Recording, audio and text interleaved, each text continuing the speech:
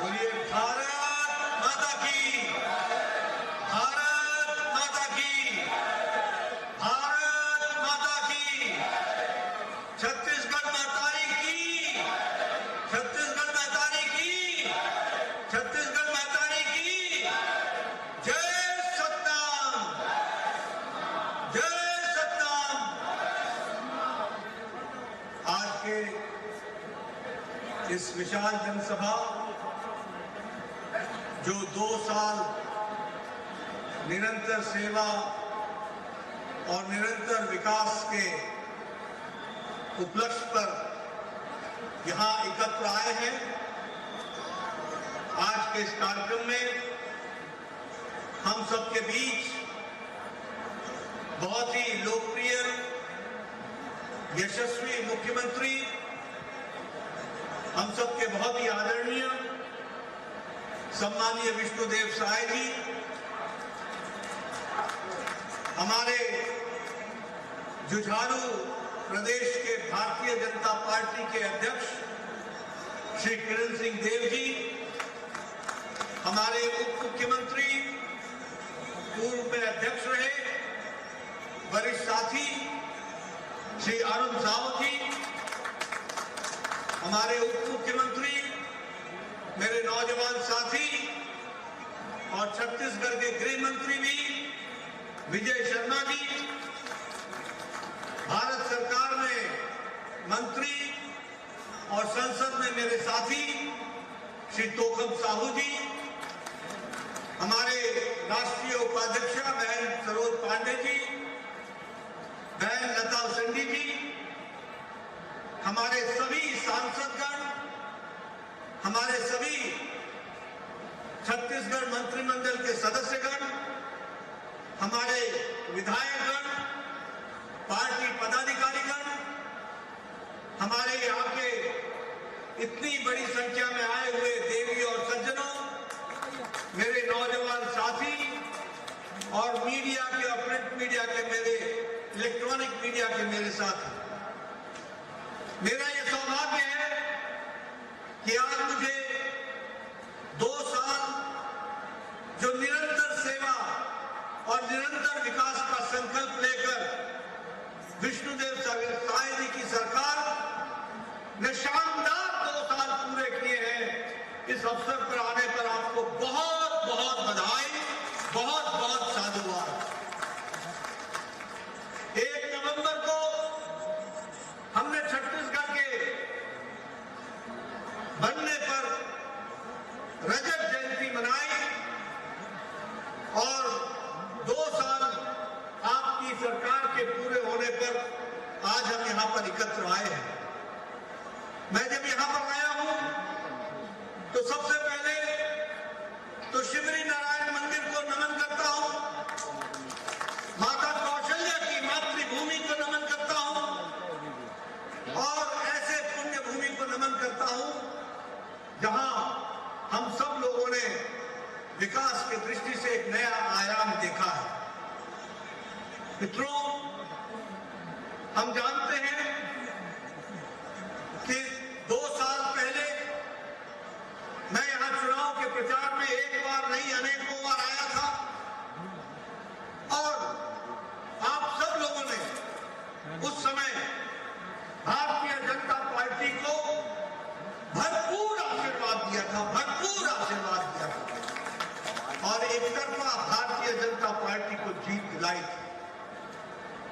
हम सब लोगों को याद है कि उस समय बघेल सरकार में आतंक डूबी हुई भ्रष्टाचार के कारनामे थे, कुशासन था, भ्रष्टाचार के किकबैक्स थे और जो वायदे उन्होंने किए थे उसको उन्होंने पूरा नहीं किया। साथ में तुष्टीकरण की नीति थी और सबसे बड़ी बात यह थी कि नक्सलवाद के साथ समझौतावाद था। आपने ऐसी भ्रष्ट सरकार, बघेल सरकार को, अकर्मण्य सरकार को, जो वायदे न पूरा करे बल्कि धोखा दे, ऐसी सरकार को, अंग्रेजी में जिसको कहते हैं लॉक, स्टॉक एंड बैरल, आपने उसको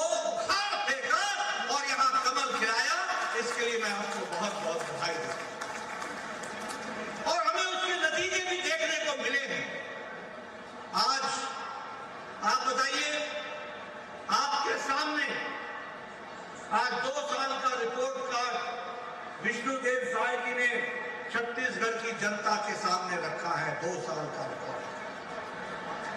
कभी हमने ऐसी सरकार देखी थी क्या? कांग्रेस के जमाने में वायदा करो और भूल जाओ और अगले चुनाव में नए वायदे लेकर के आ जाओ। ये मोदी जी ने ये संस्कृति को बदल डाला है और अब हम ये कहते हैं छाती ठोक के कि जो कहा था वो किया है, जो नहीं कहा था वो भी करके दिया है। ये हमारी ताकत है और इसीलिए ये डबल इंजन की सरकार ने 2 साल में अपने सारे वायदे पूरे किए और वायदे पूरे नहीं किए किसानों के बारे में, युवाओं के बारे में, महिलाओं के बारे में, सर्वांगीण विकास में कोई कसर नहीं छोड़ी है। मैं अपनी ओर से विष्णुदेव साय जी को बहुत बहुत बधाई देता हूं, उनके टीम को बधाई देता हूं, उनको साधुवाद देता हूं कि आपने सुशासन में और विकास में एक नया कीर्तिमान स्थापित किया है। इसके लिए आपको बहुत बहुत बधाई। आप याद कीजिए, गांव गरीब के लिए हम लोगों ने कहा था कि हम काम करेंगे। ये दीनदयाल उपाध्याय भूमिहीन कृषि मजदूर कल्याण योजना के तहत 5,62,000 किसानों को 10,000 रुपए का आर्थिक मदद देने का काम विष्णुदेव साय जी की सरकार ने किया है। ये छोटी घटना नहीं है। कौन चिंता करता था मजदूरों की? आप बताइए, इतने सालों से चल रही सरकारों ने कभी मजदूरों की कोई चिंता की? लेकिन विष्णुदेव साय जी की सरकार ने 5,62,000 मजदूरों को 10,000 रुपए का आर्थिक सहायता देने का काम किया है। शहीद वीर नारायण सिंह श्रम अन्न योजना, इस योजना के तहत 94,000 वर्कर्स को उनको पौष्टिक आहार 5 रुपए में देने का काम अगर किसी ने किया तो वो विष्णुदेव साय जी की सरकार है। इसीलिए हम कहते हैं कि हमारी गांव गरीब, वंचित, पीड़ित, शोषित, दलित, इनके लिए काम करने वाली सरकार है। आप याद कीजिए, आज अटल डिजिटल सुविधा केंद्र के माध्यम से 4,500 ग्राम पंचायतों में विभिन्न योजनाओं के तहत असाधारण आदमी को उसकी किस्त मिल सके, इसको सुविधाजनक बनाया है तो वो विष्णुदेव साय जी की सरकार ने करके दिया है। ये मैं आपको बताना चाहता हूं। अगर मैं युवाओं की बात करूं तो सबसे पहली बात कि युवाओं को सरकारी नौकरी में उनके एज को, उम्र को 5 साल के लिए और रिलैक्सेशन देने का काम किया और युवाओं को नौकरी में 5 साल का और अवसर मिले, ये काम किया तो विष्णुदेव साय जी की सरकार ने किया। अगर मैं बात करूं तो मुझे खुशी होती है कि 32,000 सरकारी नौकरियों का कार्यक्रम, रिक्रूटमेंट का प्रोसेस चल पड़ा। 32,000 और पारदर्शी तरीके से चला है। पारदर्शी तरीके से युवाओं को नौकरी लगेगी, पर्ची पर नहीं, सिफारिश पर नहीं, मेहनत पर नौजवान को नौकरी लगेगी। इस तरीके की व्यवस्था की गई। पीएससी के एग्जामिनेशन को सीबीआई को थाम दिया गया है। बहुत जल्द उस पर एक्शन होगा और छत्तीसगढ़ की पब्लिक सर्विस कमीशन को फिर से पारदर्शी तरीके से रिकंस्टिट्यूट किया गया, उसको फिर से बनाया गया है। ये भी हमको ध्यान में रखना। नालंदा के तर्ज पर, नालंदा कैंपस के तर्ज पर यहां नई मॉडर्न लाइब्रेरी बन रही है। लगभग 24 अर्बन लोकल बॉडी यानी हमारे जो कॉर्पोरेशन और म्यूनिसिपैलिटीज हैं उसमें ये लाइब्रेरी बनने का निर्णय किया गया है ताकि हमारा नौजवान उसका लाभ उठा सके और उस डिजिटल लाइब्रेरी का सारा फायदा उठा सके। 2 साल के अंदर आपने विष्णुदेव साय जी ने 107 ITI को अपग्रेड किया है, उसको विशेष बनाया है। उसको समय के अनुकूल बनाया है, उसके कोर्सेज को वो बनाया है जो आज देश की और प्रदेश की आवश्यकता है। और इसमें लगभग 484 करोड़ रुपए खर्च करने का काम 2 साल के अंदर किया गया है, ये भी हमको ध्यान में रखना चाहिए। अगर मैं अन्नदाता की बात करूं तो हमारे यहां जो बोनस देना था पैडी पर, चावल पर, जिसे हम धान का कटोरा कहते हैं, हमें याद है, आप सब लोगों को मालूम होगा कि लगभग 3,716 करोड़ रुपए बघेल साहब बिना दिए बैरन चले गए थे। आज मुझे खुशी होती है कि विष्णुदेव साय जी ने 26 दिसंबर को यानी 13 तारीख को आपने सरकार की थी और 26 तारीख को आपने 1 महीने के अंदर आपने 3,716 करोड़ रुपए किसानों को दिए। इसके लिए आपको मैं बहुत बहुत बधाई देता हूं, बहुत बहुत शुभकामनाएं देता हूं। ये कहना आसान होता है लेकिन करके दिखाना मुश्किल होता है। इसीलिए मैंने कहा था जो कहा था वो किया है, जो नहीं कहा था वो भी करके दिया है, इसको हमको समझना चाहिए। आज मुझे खुशी है कि लगभग 1,25,000 लाख करोड़, ये 1.25 लाख करोड़ यह किसानों के खाते में ट्रांसफर हुआ है पिछले 2 साल के अंदर। और उसी तरीके से पिछले 2024-25 में रिकॉर्ड मार्जिन में 14 मिलियन मेट्रिक टन धान हम लोगों ने प्रोक्योर किया 3,100 रुपए के प्रति क्विंटल के हिसाब से, और 2 लाख किसानों को इसमें से रजिस्ट्रेशन हुआ है। ये भी हमको ध्यान में रखना चाहिए।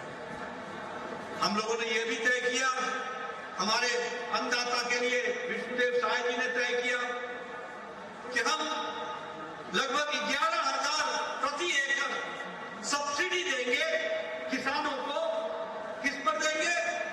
ऑयल सीड्स पर देंगे, मक्का पर देंगे, हम मिलेट्स पर देंगे, बाजरा पर देंगे और हम कपास पर देंगे। इसको भी हमने सुनिश्चित किया और 11,000 रुपए प्रति एकड़ के हिसाब से किसानों को इसकी भुगतान किया। एक बात तो मैं भूल ही गया, जब मैं सारी बातें कर रहा हूं तो मैं माताओं को कैसे भूल सकता हूं। ये मातारी वंदन योजना, ये देश का अजूबी योजना है। 70 लाख बहनों को 1,000 रुपए प्रति महीना, 12,000 रुपए उनके खाते में पहुंचाने का काम किया और महिला सशक्तिकरण का काम किया। तो विष्णुदेव साय जी की सरकार ने बोलो, मातारी वंदन योजना पहुंच रहा है कि नहीं पहुंच रहा है?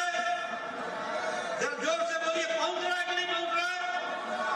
माताओं का सशक्तिकरण हुआ है कि नहीं हुआ है? जो कहा था वो किया है कि नहीं किया है? ये भारतीय जनता पार्टी का रिकॉर्ड है और ये विष्णुदेव साय जी के सरकार का रिकॉर्ड है।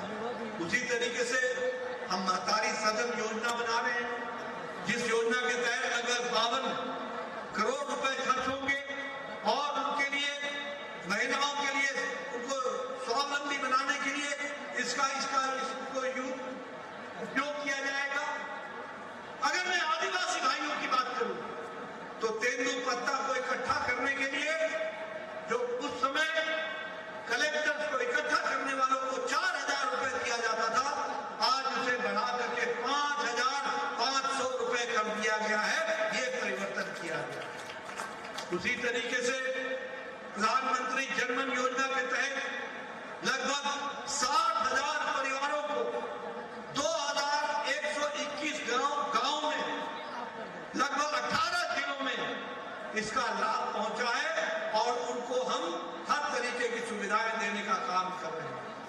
हमारे आदिवासी भाइयों के लिए धरती आबा जनजातीय ग्राम उत्कर्ष अभियान के तहत 6,651 शेड्यूल्ड ट्राइब डोमिनेटेड गांवों को, जो 31 जिलों में फैले हैं, उनमें भी विशेष करके इसका लाभ पहुंचाने का काम किया है।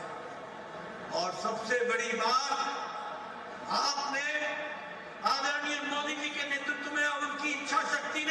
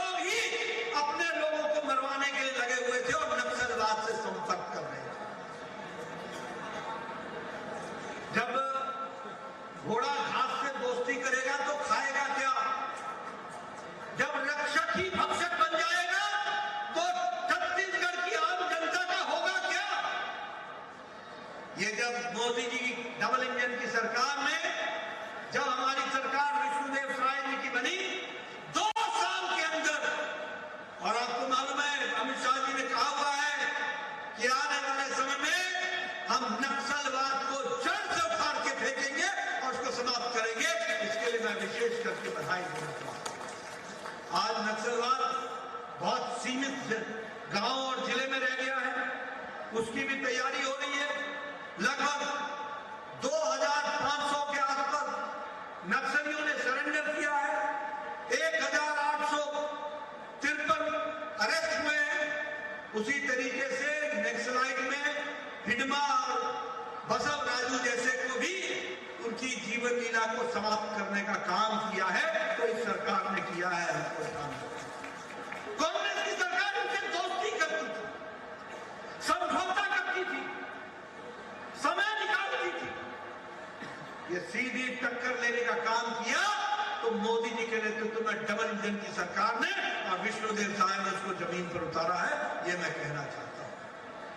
आप भूल गए होंगे प्रधानमंत्री आवास योजना, बघेल सरकार ने, भारत सरकार प्रधानमंत्री आवास योजना देने के लिए आतुर थी, लेकिन बघेल सरकार डकार गई थी। 15,000 हाउसेस को हमने सैंक्शन किया था, लेकिन उसमें रोक लगाने का काम बघेल सरकार ने किया था। आज मुझे खुशी है कि प्रधानमंत्री आवास योजना के तहत वो सारे मकान फिर से बन रहे हैं और तीव्र गति से बन रहे हैं, और जिन नक्सलियों को के द्वारा जो पीड़ित थे उनको भी विशेष करके प्रधानमंत्री आवास योजना में उनको भी उनके मकान बनाए जा रहे हैं। मित्रों, आप सबसे मैं ये कहना चाहता हूं कि आज वो बहुत अच्छा समय आया है जब मोदी जी का आशीर्वाद है और नीचे धरती पर हमारे विष्णुदेव साय अपनी टीम के साथ काम कर रहे हैं। आज देश की परिस्थिति बदली है। हम एक समय में फ्रेजाइल 5 थे, छुई हुई 5 अर्थव्यवस्था थे। आज भारत दुनिया की चौथी बड़ी अर्थव्यवस्था बन गया है और तीसरी अर्थव्यवस्था के लिए आगे बढ़ रहा है। इंटरनेशनल मॉनिटरी फंड हमको बोलता है भारत का भव्य उज्जवल भविष्य है, ब्राइट स्पॉट है। वर्ल्ड बैंक कहता है कि दुनिया में मंदी है, लेकिन भारत की अर्थनीति मजबूती के साथ आगे बढ़ रहा है, ये वर्ल्ड बैंक कहता है। अगर मैं बात करूं सड़कों की, बोलिए सड़कों की जाल बिछ रहे कि नहीं बिछ रहे? सड़कों के जाल बिछ रहे कि नहीं बिछ रहे? 60% की ग्रोथ है, 60% की ग्रोथ है। अगर मैं बात करूं इंटरनेट कनेक्शन की, तो 4 इंटरनेट कनेक्शन की ग्रोथ है। आज हमारा यूट्यूबर गांव-गांव, इन्फ्लुएंसर गांव-गांव है। और एक कांग्रेस के साथी बोलते थे कि गांव में आप इंटरनेट पहुंचा रहे हो, गांव में तो इंटरनेट चलाने वाला है ही नहीं, गांव तो अनपढ़ है। आज 40%, 4 गुना ज्यादा हमारा इंटरनेट का पेनिट्रेशन गांव में हुआ है, ये भी याद रखिए। और जब मैं कहता हूं तो ये भी याद रखना कि दुनिया में आज डिजिटल ट्रांजैक्शन मतलब आपके मोबाइल से QR कोड के माध्यम से पैसा का ट्रांसफर होना, दुनिया का 40% ट्रांजैक्शन भारत कर रहा है। इस बात को हमको समझना चाहिए। आज मुझे खुशी होती है कि सब्जी वाला भी अब अपने दुकान के आगे और रेडी के आगे QR कोड लगा करके बैठा है, और वह भी अब पैसा QR कोड के माध्यम से डिजिटली देता है। ये बदलता भारत है जो हमने मोदी जी के सामने देखा है और उनके नेतृत्व में देखा है। मैं बार बार बोलता हूं, आप सबके पास मोबाइल है। 10 साल पहले इसी मोबाइल पे लिखा होता था made in China, made in Taiwan, made in Indonesia, made in Japan. आज अपना मोबाइल उठा करके देखो, उस पर लिखा हुआ है, चाहे एप्पल का हो चाहे सैमसंग का हो, मेड इन इंडिया। आज ये आत्मनिर्भर भारत की ओर बढ़ने का 92% मोबाइल आज भारत में मैन्युफैक्चर होकर रहे हैं। उसी तरीके से अगर मैं आपकी दृष्टि से बात करूं तो यहां अटल नगर को स्मार्ट सिटी बनाया गया, बिलासपुर को स्मार्ट सिटी बनाया गया, रायपुर को स्मार्ट सिटी बनाया गया। विकास की दृष्टि से बात करूं तो 2000 में आपके पास 1 मेडिकल कॉलेज था, आज 11 मेडिकल कॉलेज है, 11 मेडिकल कॉलेज। और आपको जानकर खुशी होगी कि 4 और मेडिकल कॉलेज जोड़े जा रहे हैं, जिसमें जांजगीर चांपा भी आता है, और यहाँ भी भव्य मेडिकल कॉलेज का शुरू हो गया है। उसी तरीके से कबीरधाम में, महेंद्रगढ़ में, दंतेवाड़ा में, अब दंतेवाड़ा में कभी सोचा था कि मेडिकल कॉलेज खुलेगा? अरे वहां तो रात गुजर जाए तो बड़ी बात समझी जाती थी। आज वो नक्सल मुक्त हो चुका है और वहां मेडिकल कॉलेज खुलने जा रहा है। ये है हमारा 2 साल का रिकॉर्ड, इसको आपको समझना चाहिए। हमारी मेडिकल की सीटें 100 होती थी, आज 2500 सीटें मेडिकल की है छत्तीसगढ़ में, ये समझ लेना चाहिए। आयुष्मान आरोग्य मंदिर हमारे 5826 बन चुके हैं, डेंटल कॉलेज 7 खुल चुके हैं, आयुर्वेदिक कॉलेज नए 6 खुल चुके हैं। इसलिए विकास की दृष्टि से हर तरीके का काम हो रहा है। बिलासपुर में सुपर स्पेशलिटी ब्लॉक, उसी तरीके से राजनांदगांव में सुपर स्पेशलिटी ब्लॉक, और हमारे छत्तीसगढ़ में ये कैटरेक्ट मोतियाबिंद जिसको कहते हैं, उससे 11 जिले मुक्त हो चुके हैं। इसके लिए मैं विशेष करके विष्णुदेव साय जी को और स्वास्थ्य मंत्री को बधाई देना चाहता हूं। मैं यहाँ ये भी बताना चाहता हूं कि लार्जेस्ट, सबसे बड़ी बैटरी की एनर्जी स्टोरेज का वो भी राजनांदगांव में हमारे छत्तीसगढ़ में स्थापित हुआ है, प्रधानमंत्री मोदी जी के कदमों द्वारा। ये भी हमको ध्यान रखना चाहिए। छत्तीसगढ़ का रेलवे का बजट 22 गुना बढ़ गया है, 22 गुना। आपको जानकर के खुशी होगी कि अमृत भारत स्टेशन 32 स्टेशन नए वर्ल्ड क्लास छत्तीसगढ़ में बन रहे हैं, और वो वर्ल्ड क्लास एयरपोर्ट के बराबर के होंगे, एयरपोर्ट से अलग नहीं होंगे। इस तरीके की व्यवस्था की जा रही है। 3000 किलोमीटर नेशनल हाईवे का काम चला हुआ है। उसी तरीके से नया हाईवे, नया ग्रीन कॉरिडोर, और रायपुर से विशाखापट्टनम तक 6 लेन, इसका भी काम चला है। दुर्ग रायपुर और आरंग कॉरिडोर, इसका भी काम चला है। आज मुझे खुशी है कि जगदलपुर में एयरपोर्ट बन गया है। हमारे किरण देव साय जी बोलते थे आपको आने में 8 घंटे लगते हैं, आज आप हमको 45 मिनट के अंदर जगदलपुर पहुंचाते हैं। आज बिलासपुर में भी एयरपोर्ट पूरी तरीके से ऑपरेशनल हो गया है, ये फर्क आया है। मित्रों, जैसे मैंने कहा था कि ये डबल इंजन की सरकार गांव, गरीब, वंचित, पीड़ित, शोषित, दलित, इनकी चिंता करने वाली सरकार है।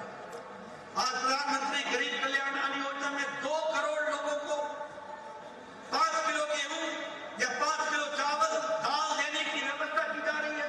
ये छत्तीसगढ़ के आंकड़े में बता रहा हूं। 25 करोड़ लोग भारत में गरीबी की रेखा से निकल आए हैं। प्रधानमंत्री आवास योजना में 26 लाख घर बन रहे हैं।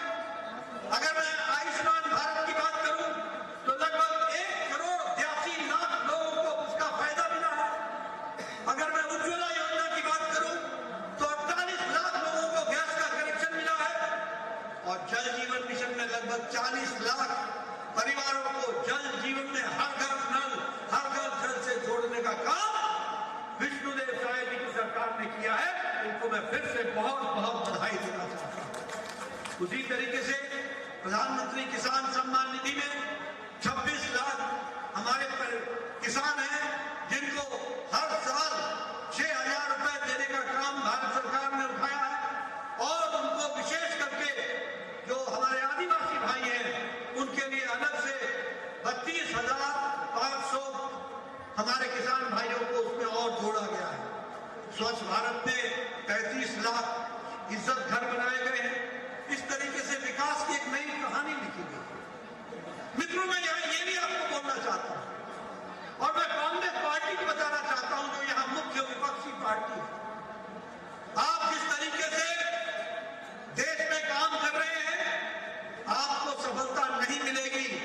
और जो जनता का आशीर्वाद मोदी जी को है, और जो छत्तीसगढ़ का आशीर्वाद मोदी जी के साथ साथ विष्णुदेव साय जी को है, ये हमेशा रहेगा आपका, क्योंकि हम लोग काम करने वाले हैं।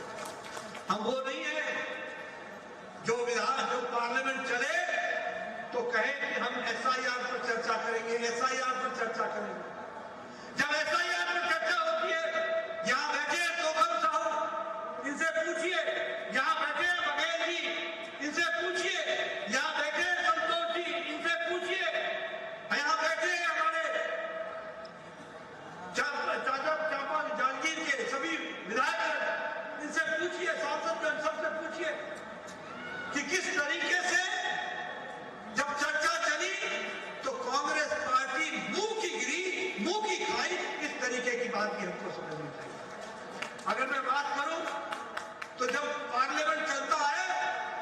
राहुल गांधी जर्मनी में होते हैं और भारत के खिलाफ वहां वक्तव्य दे रहे होते हैं। और कब दे रहे होते हैं? जब प्रधानमंत्री मोदी जी को 29 से ज्यादा सर्वोच्च सम्मान से सम्मानित किया जा रहा हो, तब जाकर के वो भारत को गाली देने का काम करते हैं, भारत के खिलाफ बोलते हैं। बोलो, ऐसी विपक्ष टिकेगी क्या? ऐसे विपक्ष को रहना चाहिए क्या?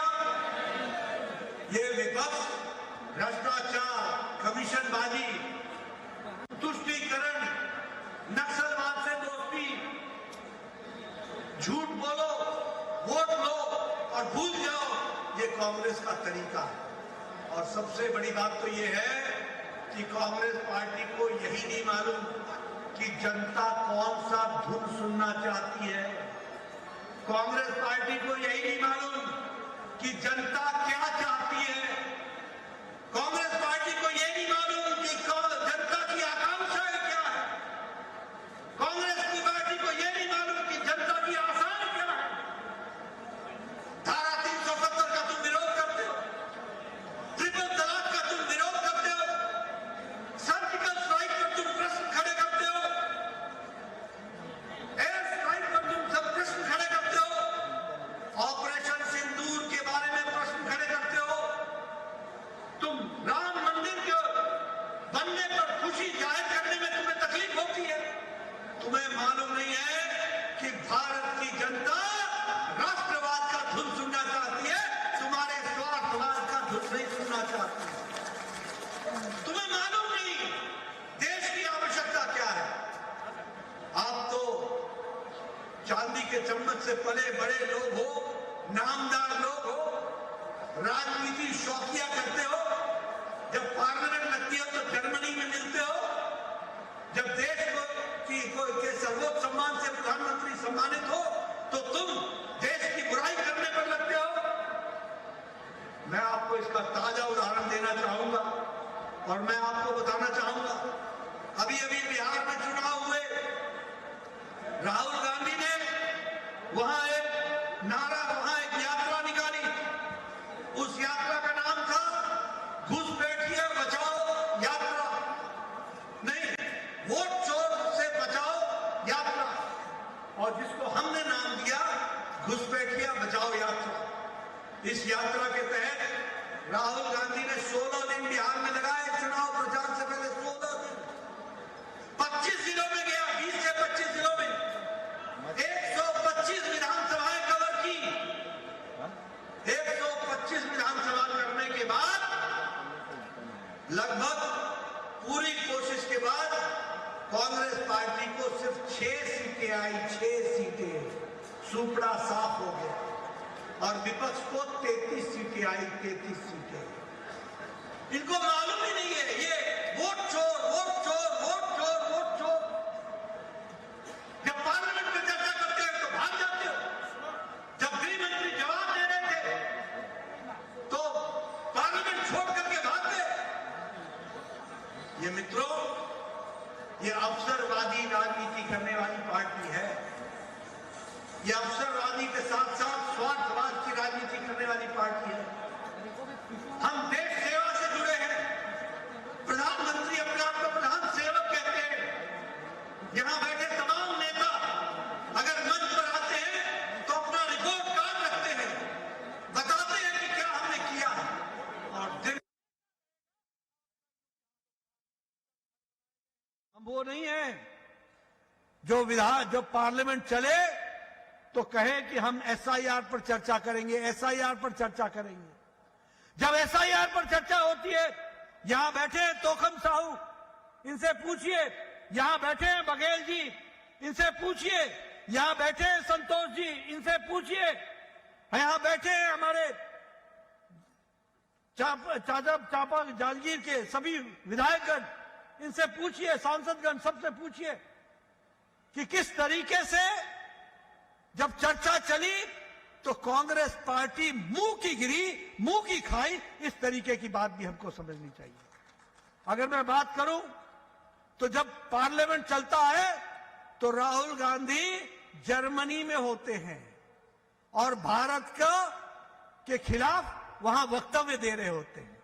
और कब दे रहे होते हैं?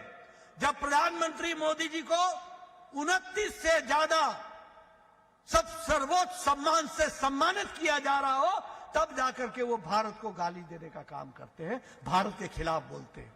बोलो, ऐसी विपक्ष टिकेगी क्या? ऐसे विपक्ष को रहना चाहिए क्या? ये विपक्ष भ्रष्टाचार, कमीशनबाजी, तुष्टीकरण, नक्सलवाद से दोस्ती, झूठ बोलो, वोट लो और भूल जाओ, ये कांग्रेस का तरीका है। और सबसे बड़ी बात तो ये है कि कांग्रेस पार्टी को यही नहीं मालूम कि जनता कौन सा धुन सुनना चाहती है। कांग्रेस पार्टी को यही नहीं मालूम कि जनता क्या चाहती है।